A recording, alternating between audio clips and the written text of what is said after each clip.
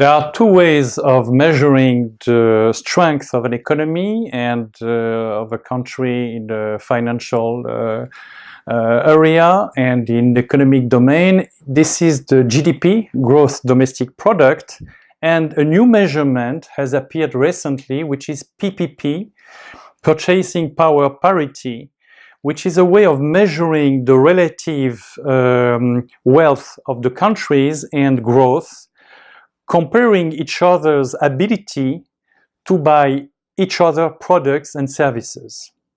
And according to the IMF, the World Bank, and most countries now, the PPP is the better way to evaluate the strength and the power of the economies and the finance of all the countries in the world.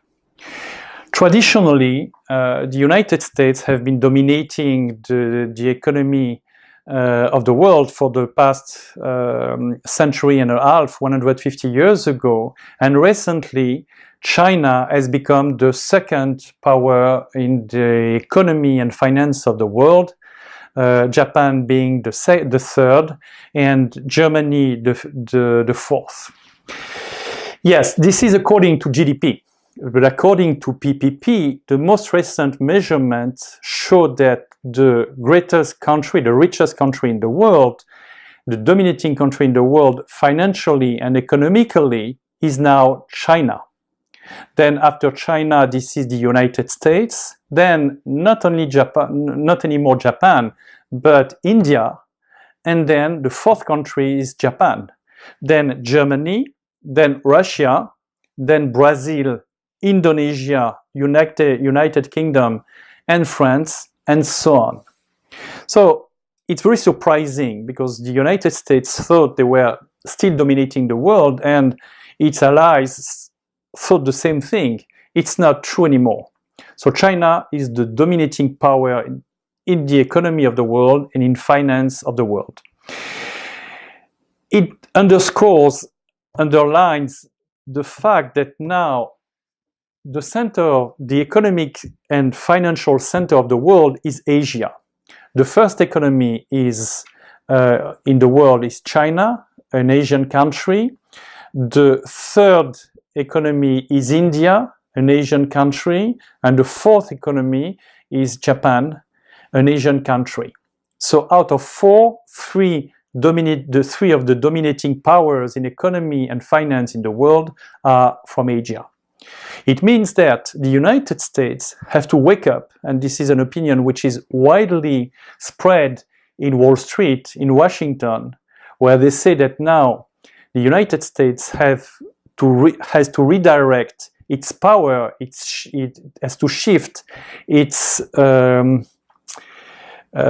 strength and energy from Middle East and Europe and South America to Asia. And if the United States don't do that, they may lose their relative leadership in the world. So this is one of the lessons to draw from this new measurement of the strength of the economies. The second lesson is that some dominated countries like China, India, Indonesia, Brazil, Mexico, which is ranking 11th in PPP measurement, those countries, they were considered as underdeveloped countries or developing countries. And then we gave them this name, a little bit condescending, which is emerging countries. So now they are not emerging countries anymore. They have emerged. They are now dominating the finance and the economy in the world. The United States is barely at the same level than China, a little bit underneath. And the rest of the world is just running after China, India, Japan, Indonesia, and even Russia. So we have to consider those countries which we used to consider like second-grade countries are now dominating the economy of the world and will be more and more in the coming years and decades. In addition to that, The old countries like European countries, Germany, France, UK, Italy, Spain, and others are relegated in the second rank of the countries. They are not dominating anymore. They just have to cope with this surge of former emerging countries.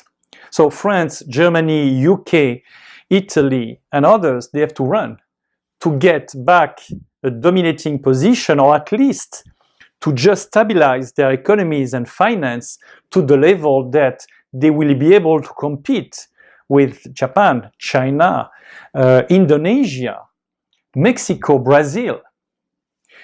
A third lesson is about certain countries that we consider justifiably, like Russia, like menacing country, menacing the peace in the world, where Russia is aggressing, or may be considered as aggressing Ukraine. It's a debatable issue, but Russia has an aggressive policy in Europe.